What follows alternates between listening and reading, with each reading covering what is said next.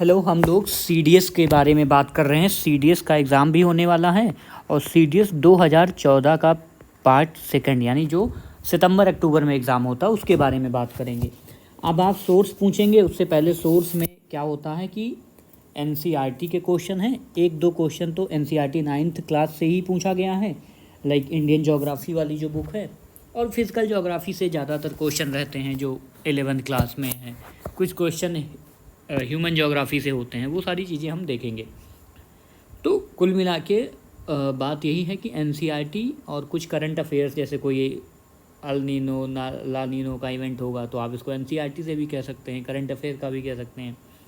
कोई वल्केनो है, कोई रिवर्स न्यूज में रही है, कोई नेशनल पार्क न्यूज में रहा है, तो वैसे भी आप इसको देख सकते हैं। ठीक है, तो हम लोग देखते हैं एक एक करके ज्योग्राफी के क्वेश्चंस। ठीक है, अब देखो ये 2014 का क्वेश्चन हम देख रहे हैं, पार्ट सेकंड का, जून के बाद वाला जो एग्ज़ाम होता है।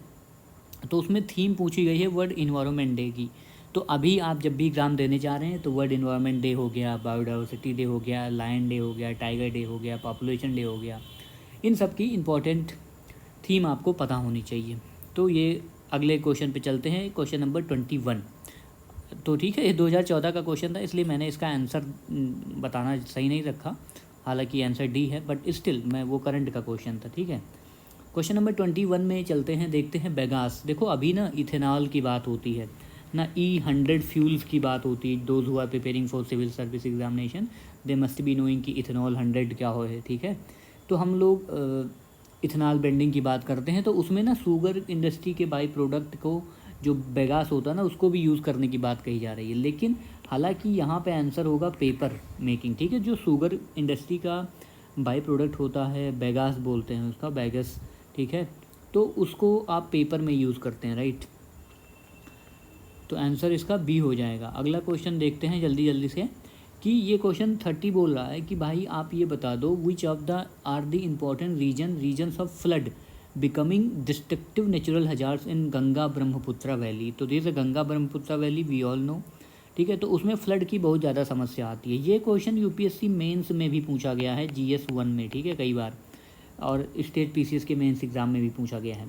तो ये होता क्या है कि due to population pressure more and more people are living in flood prone area. बिल्कुल सही है, हमारे देश में इतनी पॉपुलेशन है, तो ये तो बट ऑब्वियस है। Increase frequency and magnitude of land slide and soil erosion in the upper catchment. बिल्कुल सही, हम देखते हैं कि जो पहाड़ी एरियाज़ हैं, या गंगा ब्रह्मपुत्र नॉर्थ ईस्ट में देखो, आसाम में या इस वैलीज़ में कितने ज़्यादा लैंडस्लाइड्स होती हैं। तो ये दोनों ही करेक्ट हैं। और तीसरा ऑप्शन है increase in amount and intensity of rainfall in north western part of India. तो इसका देखो नॉर्थ वेस्टर्न से कोई लेना देना नहीं है। जो गंगा ब्रह्मपुत्रा वैली है, इसका नॉर्थ वेस्ट से कोई, नॉर्थ वेस्ट तो पाकिस्तान की साइड हो गया ना, पंजाब की साइड, तो उसका कोई लेना देना नहीं। तीसरे को आप काट दो। तो अगर आप तीसरे को एलिमिनेट कर देते हो तो आप, बट ऑब्वियस है, B option is correct, 1 and 2। ठीक है, पॉपुलेशन रीज़न है और लैंडस्लाइड रीज़न है for flooding in Ganga Brahmaputra valley. Again ये क्वेश्चन नंबर 33 है। इसमें एक बेसिक सा फंडामेंटल कॉन्सेप्ट आपको पता होना चाहिए कि जो विंड होती है, हमें 9th क्लास में भी विंड के बारे में पढ़ाया गया कि विंड हमेशा हाई प्रेशर से लो प्रेशर की ओर बहती है। अब आप इसमें देखो 112 MB, 998, ठीक है, 120, तो इसमें सबसे ज़्यादा प्रेशर आपको कहाँ दिख रहा है? सबसे ज़्यादा प्रेशर यहाँ पर है, बी पे। तो अगर बी पे है तो कुछ हवाएं इधर जाएंगी, ठीक है, कुछ हवाएं इधर भी आएंगी। तो ऐसा तो है नहीं कि पहले ए पे जाएगी फिर सी पे आएगी। ठीक है, ऐसा कुछ नहीं होता, लाइक कोई ऐसा मैथमेटिक्स नहीं है। बट हवा क्या होती है, थोड़ी हवाएं इधर को मूव हो जाएंगी, थोड़ी हवाएं इधर को हो जाएंगी। तो कुछ हवा है जो बी से ए की तरफ जाएगी और कुछ सी की तरफ भी जाएगी। तो ऑप्शन ए ही करेक्ट हो जाएगा। ठीक है, अब डायग्राम में देखोगे तो, यानी हाई प्रेशर से लो प्रेशर की ओर हवाएं बहेंगी। अगला क्वेश्चन देखोगे, क्वेश्चन नंबर 32 है। ये क्वेश्चन पूछा गया है प्लेट टेक्टोनिक्स से। अब आप पूछोगे प्लेट टेक्टोनिक्स के बारे में कहाँ है, तो इंडियन वो जो फिजिकल ज्योग्राफी वाली बुक है प्लेट्स के बारे में, उसमें ही काफ़ी डिटेल में दे रखा है। तो जो टेक्टोनिक प्लेट्स होती हैं are composed of oceanic lithosphere and thicker continental lithosphere. बिल्कुल करेक्ट बात है, आप वो कंटिनेंटल की थ्योरी पढ़ो। मैकेंजी एंड पार्कर ने थ्योरी दी थी 1967 में। किसने दी थी? मैकेंजी एंड पार्कर ने। ठीक है, इसको बाद में मॉडिफाई भी किया गया था, ऑप्शनल में काफ़ी डिटेल में पढ़ते हैं। बाय द वे एनसीईआरटी में जितना दिया गया उतना सफिशिएंट है। Tectonic plates are able to move because earth lithosphere has a higher strength than the underlying asthenosphere. बिल्कुल सही बात है। एस्थेनोस्फीयर क्या है ना, वो सेमी लिक्विड है, और ये जो है अर्थ का lithosphere has a higher strength, ठीक है, बट वो उस पर तैरता रहता है, ये भी करेक्ट है। अर्थ lithosphere is broken up into tectonic plates, ये भी करेक्ट बात है। कई कई मेजर प्लेट्स हैं, जुआंडी फिक्का प्लेट, नाजका प्लेट ना, ये सब आपने नाम सुना होगा, ये माइनर प्लेट्स हैं। कुछ बड़ी बड़ी प्लेट्स हैं, कंटिनेंटल प्लेट्स बड़ी बड़ी हैं। तो ये भी फर्स्ट ABC तीनों सही हैं, बट चौथा जो है वो गलत है। चौथा कह रहा है कि along divergent plate boundaries subduction carries plate into mental. नहीं भाई, ये डाइवर्जेंट प्लेट बाउंड्री पे नहीं होती, जहाँ पे प्लेटें कन्वर्ज होती हैं ना, जहाँ प्लेटें कन्वर्ज होती हैं उसी में एक अंदर पार्ट नीचे जाता रहता है, वही लावा बन करके फिर मैग्मा के ऊपर में गल करके निकलता रहता है। तो ये एक्चुअली आप वो पढ़े होंगे, कौन सा थ्योरी है, पैलियोमैग्नेटिज्म के बारे में जब आप पढ़ते हैं तो वहाँ भी ये डी वाला पोर्शन को बताया जाता है कि जहाँ पर दो प्लेटें कन्वर्ज होती हैं, मिलती हैं, तो आधा पार्ट टूट करके अंदर चला जाता है, फिर अंदर इतना हीट है ना, इतना प्रेशर है कि वही चीज़ें गल करके फिर लावा मैग्मा के फॉर्म में कभी कभी समय के साथ बाहर आती हैं, जब भी अर्थक्वेक जैसी सिचुएशन आती है। तो ऑप्शन डी नॉट करेक्ट होगा, क्योंकि यहाँ पे डाइवर्जेंट की तरह पे कन्वर्जेंट होना चाहिए, राइट। और ये अगेन थीम है कि आप और टेक्टोनिक प्लेट थ्योरी पढ़ लें। कुछ उनके एविडेंसेस के बारे में भी दिया रखा है NCERT में कि कैसे आप इसको प्रूव करेंगे, हालांकि वो मेंस का मुद्दा है, बट फिर भी आप जान सकते हैं। क्वेश्चन नंबर 34 पे चलते हैं, राइट। 34 कह रहा है कि भैया जो स्टेटमेंट है regarding ground water in India, तो ग्राउंड वाटर के बारे में पहला क्वेश्चन स्टेटमेंट है the large scale exploitation of ground water is done with the help of tubewell. बिल्कुल सही बात है, हमारे देश में ट्यूबवेल के द्वारा पानी का बहुत क्या होता है, एक्सप्लॉयटेशन होता है, correct. The demand for ground water started with the advent of green revolution, correct बात है, हमें ज़्यादा ग्रीन रेवोल्यूशन आया, हमें ज़्यादा पैदावार करनी थी, पॉपुलेशन बढ़ी, ठीक है। तो पहला दूसरा बिल्कुल सही है। तीसरा कह रहा है total replenishable ground water reserve is highest in hilly tracts. आप बताओ हिली ट्रैक्स में क्या हम पानी को रिप्लेंस लाइक फिर से रिचार्ज कर सकते हैं? तो ये काफ़ी टफ होता है। आप देखो ना कि मानसरोवर मेघालय में सबसे ज़्यादा लाइक बारिश होती है, लेकिन वो सारा पानी बह जाता है, क्योंकि हमारे पास उसको रिचार्ज करने के लिए ग्राउंड वाटर के एक्वीफर रिचार्ज नहीं हो पाते हैं। तो ये वाला तो आप आउटराइटली गलत कर सकते हो तीसरा। तो ऑप्शन ए इज़ करेक्ट, 1 और 2 इज़ करेक्ट, ठीक है। अब अगला क्वेश्चन देख लेते हैं, question number 35। Question number 35 again ये करंट अफेयर्स का क्वेश्चन है, बट मैं आपको बस दिखा रहा हूँ कि कैसे कैसे आपको ध्यान में रखना चाहिए। क्वेश्चन पूछ रहा है union government in June 2014 granted Navratna status. अभी हाल ही में जब मैं 2024 में वीडियो रिकॉर्ड कर रहा हूँ अगस्त महीने में, तो काफ़ी अभी रिसेंट में कुछ ऐसी कंपनीज हैं जिनको नवरत्ना महारत्ना का स्टेटस दिया गया है, तो वो आप देख सकते हैं, ठीक है। गवर्नमेंट के PSUs होते हैं, उनके बारे में आप देख सकते हैं। उनका एक इंडेक्स होता है ना, उसको जो IIP होता है, इंडस्ट्रियल इंडक्शन में किसका क्या कंट्रीब्यूशन है, वो भी आप देख लेना। इकोनॉमिक्स में भी वो काम देता है। अगला क्वेश्चन देखो, ऐसे ही करंट का था, मोनेक्स इज़ एसोसिएटेड विद, तो मानसून एक्सपेरिमेंट, ठीक है। ऐसे इंडेक्स, ऐसे एक्सपेरिमेंट के बारे में भी क्वेश्चन पूछ लेता है।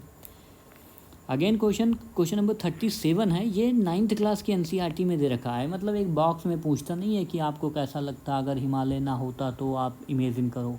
तो अगर हिमालय ना होता, क्वेश्चन पूछा है कि what would have happened if the Himalaya did not exist. अगर हिमालय ना होते तो भाई नॉर्थ जो हमारा इंडियन प्लेन है would have been much cooler in winter. बिल्कुल सही बात है, क्यों? क्योंकि वहाँ से जो साइबेरियन हवाएं आती हैं, ब्लिजार्ड्स जिनको बोलते हैं ना, वो रशिया में चलती हैं, कनाडा साइड, मतलब एक्चुअली कनाडा और रशिया जुड़ा हुआ है, आप ऐसे मत सोचना अलास्का से, ठीक है। तो उसको ब्लिजार्ड्स बोलते हैं, हालांकि वो तो मैं ऐसे आपको बता दे रहा हूँ, बट वैसे भी आप सोचो जो साइबेरियन कोल्ड एयर है ना, वो इंडिया में भी आ जाती, ठीक है। तो अभी हिमालय हमें प्रोटेक्ट करते हैं, बट यार जो गर्मी की हालत देखने के बाद लगता है कि भाई काश वो हवाएँ आ ही जाती क्योंकि जो तबाही मचती है इस बार गर्मी में, मई जून में, ठीक है, इतना AC लग रहा है।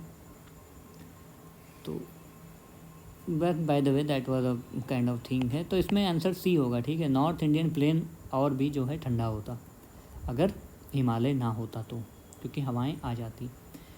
अगला क्वेश्चन है, ये बेसिक क्वेश्चन है 38, इसमें पूछा गया है कि समर सोलिस्टिस क्या होता है, इक्विनॉक्स क्या होता है। देखो इसमें पूछा गया है कि भाई आपको ये क्या पता है कि सोलिस्टिस क्या होता है, इक्विनॉक्स क्या होता है ना। तो ये आपको सन का मूवमेंट वाली थीम प्लीज़ पढ़ लेना। एक दो क्वेश्चन यहाँ से हमेशा आता है कि सीज़न कैसे चेंज होता है, अर्थ का रोटेशन क्या होता है, रेवोल्यूशन क्या होता है, ये चीज़ें अच्छे से क्लियर कर लेना। ये तो काफ़ी छोटी स्टैंडर्ड किताब में बट काफ़ी कंफ्यूजिंग होता है। इंटरनेशनल डेट लाइन क्या होता है, ये भी क्वेश्चन पूछा गया है। अभी मैं हम लोगों ने पहले वो उसका क्वेश्चन देखा ना CAPF का, उसमें क्वेश्चन पूछा गया इंटरनेशनल डेट लाइन से 2-3 क्वेश्चन। तो ये देखना, समर सोलिस्टिस 21 जून को होता है, करेक्ट है। विंटर सोलिस्टिस 22 दिसंबर को, करेक्ट है। वर्नल इक्विनॉक्स 21 मार्च को होता है, ये भी करेक्ट है। अटम वाला जो होता है, अटम वाला लाइक अक्टूबर 9 में जो होता है, सितंबर क्या मतलब ऑटम जब लाइक पौधों में ना ऑटम का जो मौसम होता है उसमें भी इक्विनॉक्स होता है। तो ये 23 सितंबर को होता है। तो आप ये रखना, D का 3 हो जाएगा, D का 3 करेक्ट। एंड उसके बाद में C का 4, तो ऑप्शन B करेक्ट हो जाएगा साइड, ठीक है। A का 1 और B का 2 रहेगा ही। अगेन क्वेश्चन पूछा झूम कल्टीवेशन से, अगेन क्वेश्चन पूछता है, इसमें तीनों स्टेटमेंट सही हैं। It is largely practice in north eastern India, correct बात है। झूम को पोडू भी बोलते हैं, ठीक है। एक किताब है GC लियोंग सबकी, ठीक है, उसमें सारे इसके नेम दे रखे हैं, ठीक है, कि इसको मलेशिया में क्या बोलते हैं, फिलीपीन में क्या बोलते हैं, इसको जो है अर्जेंटीना में क्या बोलते हैं, मैक्सिको में क्या बोलते हैं। और ये क्वेश्चन भी आया था UPSC आर ओ में, ये क्वेश्चन पूछा गया था कि इसका नाम जो लोकल नेम होते हैं झूम कल्टीवेशन के ना, इसको स्लेश एंड बर्न भी कहा जाता है, करेक्ट, क्योंकि ये टेक्निक होती है। In its fertility of soil is exhausted in a few years, correct, ठीक है। तो इसको जो है लाइक झूम कल्टीवेशन में सॉइल की फर्टिलिटी 2-3 साल में ख़त्म हो जाती है। फिर नया पैच वो लोग क्या करते हैं, उसको फिर से नई जगह खोजते हैं, जंगल को काटते हैं। तो इसलिए ये सस्टेनेबल मेथड नहीं है, राइट। उसके बाद में क्वेश्चन नंबर 40 पूछ रहा है कि भाई आप ये बता दो कि एक नदी अगर बह रही है अपने सोर्स से लेकर के माउथ तक, तो इसमें क्या क्या आएगा पहले। तो ना जैसे जब भी नदी पहाड़ पे होती है तो वहाँ पे वाटरफॉल बनते हैं। आपने देखा होगा केम्प्टी वाटरफॉल ना, काफ़ी लोग घूमने जाते हैं, मसूरी के पास है, ठीक है। तो पहले वाटरफॉल आएगा 2, फिर उसके बाद में क्या आएगा, फिर जैसे नदी प्लेन में आएगी तो बलखाने लगेगी, उसको मियांडर बोलते हैं, ठीक है। तो 2 के बाद 1 आएगा, 1 आएगा। उसके बाद में भाई फिर अम्बल खाने लगेगी तो कहीं से निकल जाएगी तो ऑक्सबो लेक बना देगी, ठीक है, जैसे कांवर लेक है बिहार में, ठीक है। इस पर भी UPSC ने क्वेश्चन पूछा है। तो 3 हो जाएगा। उसके बाद में लाइक चौथे नंबर पे चौथा आ जाएगा, 2, 1, 4 आ जाएगा। फिर लास्ट में क्या होगी, सब कुछ सिल्ट उल्ट ले जा करके डिपॉजिट कर देगी नदी में, तो उसको डेल्टा बोलते हैं। तो 3 लास्ट में आ जाएगा, ऑप्शन B करेक्ट हो जाएगा, ठीक है। उसके बाद में अगला क्वेश्चन देख लेते हैं अबाउट इंडियन एग्रीकल्चर 41। ये कह रहा है कि इंडिया है the world the largest cropped area, गलत बात है। इसको UPSC ने अभी रिसेंट के एग्ज़ाम में 2023 के UPSC प्रीलिम्स में आई गेस फिर से यही सेम स्टेटमेंट उठाया था। तो बट ये सही नहीं होगा, ये गलत है कि हमारे पास सबसे लार्जेस्ट क्रॉप्ड एरिया नहीं है। तो एक को आप कलट काट दो तो ऑटोमेटिक C आंसर आ जाता है, राइट, एलिमिनेशन से। Cropping pattern is dominated by cereal crops, correct है, हमारे यहाँ सीरियल क्रॉप्स बहुत होती है, डोमिनेटेड है। The average size of Indian farm holding is too small for several agriculture operation, correct बात है। हमारे यहाँ जो मार्जिनल एंड सेमी लाइक सीमांत किसान बहुत ज़्यादा है ना, उनकी एवरेज लैंड होल्डिंग्स बहुत कम है, लाइक 2 हेक्टेयर, इससे सब से भी कम है ना। तो ये 2 और 3 सही हो जाएगा। क्वेश्चन नंबर 42 पूछ रहा है, एक्चुअली ये क्वेश्चन है काफ़ी स्टैंडर्ड, काफ़ी अच्छा क्वेश्चन है, टफ क्वेश्चन भी आप कह सकते हो, कि जैसे क्लाउड का फॉर्मेशन होता है उसके बारे में हम पढ़ते हैं, प्रेसिपिटेशन के बारे में हम पढ़ते हैं। लेकिन जो लोग ऑप्शनल पढ़ते हैं ना ज्योग्राफी, उनको कोई थ्योरीज़ भी पढ़ाई जाती हैं कि भाई ये क्लाउड बनता कैसे है, काफ़ी डिटेल में पढ़ाया जाता है। क्रिस्टल थ्योरी, मतलब 3-4 थ्योरीज़ हैं, ठीक है, वो अभी मुझे भी नहीं याद है ऑनेस्टली, बट हाँ ऑप्शनल में वो पढ़ाया जाता है ज्योग्राफी ऑप्शनल में। तो इसमें पूछा है कि collision coalescence process of precipitation is applicable to. अगर इसमें केवल ऑप्शन होता कि जस्ट अ मिनट,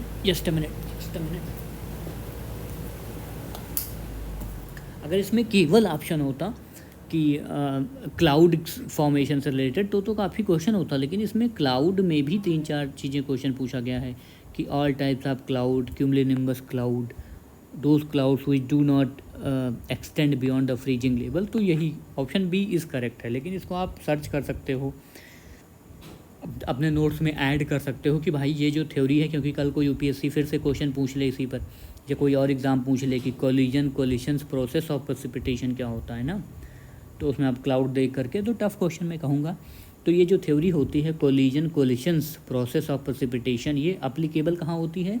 ये उन क्लाउड्स के लिए होती है which do not extend beyond the freezing level. ठीक है, फ्रीजिंग लेवल से ज़्यादा कुछ ऐसे क्लाउड होते हैं जो एक्सटेंड नहीं होते हैं, but there are some clouds जो एक्सटेंड भी होते हैं।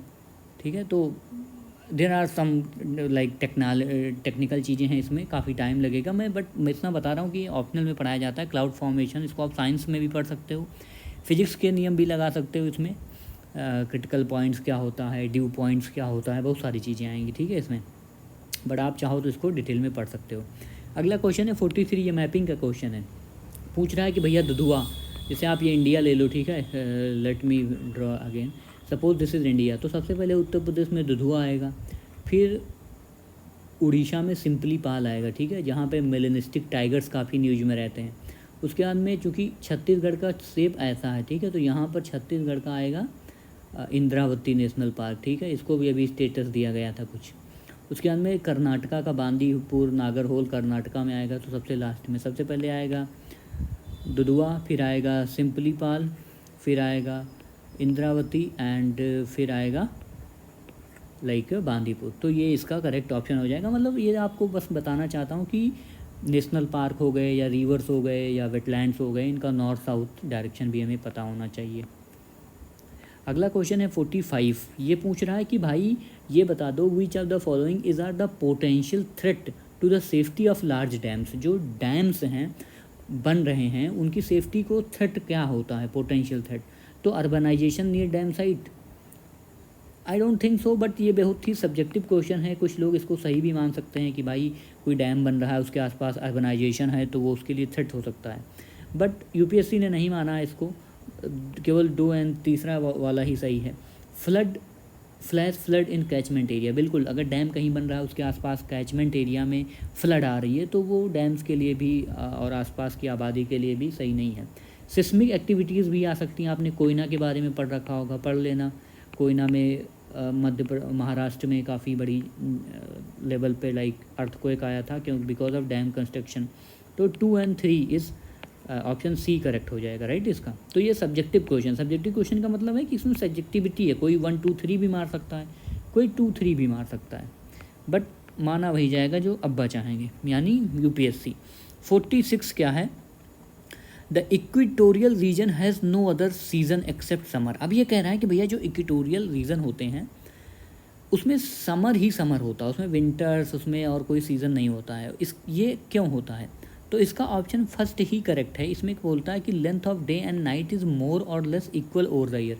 सही बात है, जो इक्वेटोरियल रीजन होता है वहाँ पे 12 घंटे का डे 12 घंटे की नाइट होती है, एकदम प्रॉपर धूप खुलती है, पानी एवोपरेट होता है, दिल में बारिश होती है, 4 o'clock रेन भी होता है, काफ़ी डाइवर्सिटी होती है।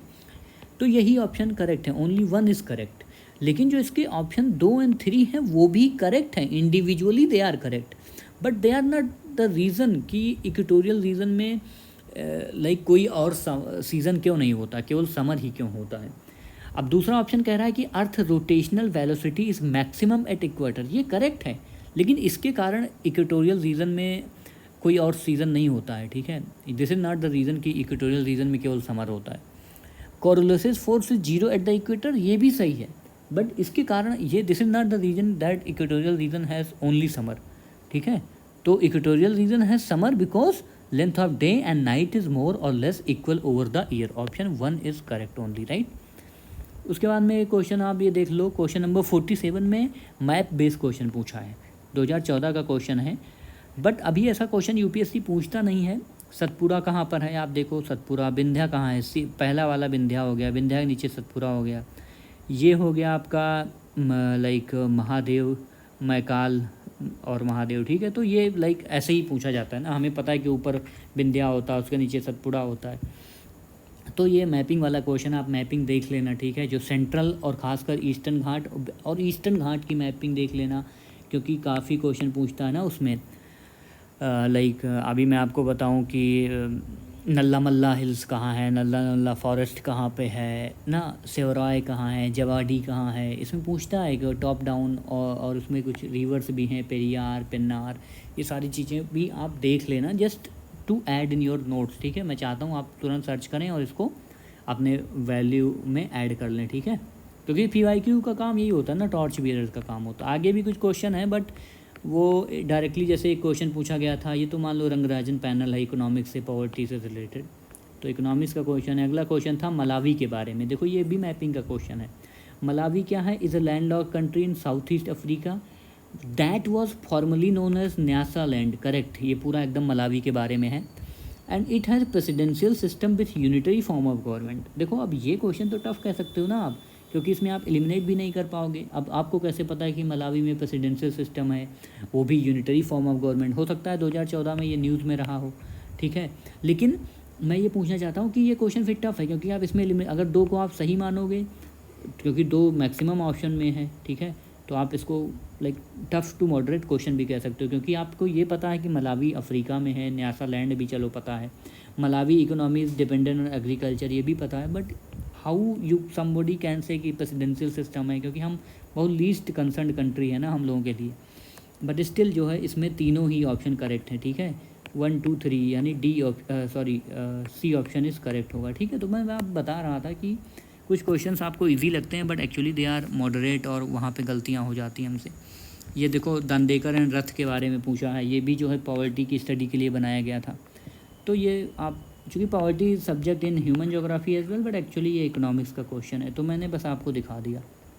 ठीक है, तो जस्ट जय हिंद, टेक केयर। और जो भी है यार 10 मिनट टाइम दे देना, और जो जी चीज़ें मैंने बताया है, ईस्टर्न घाट, वेस्टर्न घाट, सेंट्रल माउंटेन्स, उनको देख लो एक बार, कहाँ पे महादेव है, मैकाले कहाँ पे है। ठीक है, ये आप कमेंट कर सकते हो कहाँ पर है। ठीक है, उसके बाद में कुछ ऐसी ज्योग्राफी आप कर रहे हो तो टाइम निकाल के सारी प्लेलिस्ट देख लो, उसको अपने नोट्स में ऐड ऑन कर लो। ठीक है, तभी चीज़ें हो पाएंगी। PYQ का यही काम होता है दोस्त।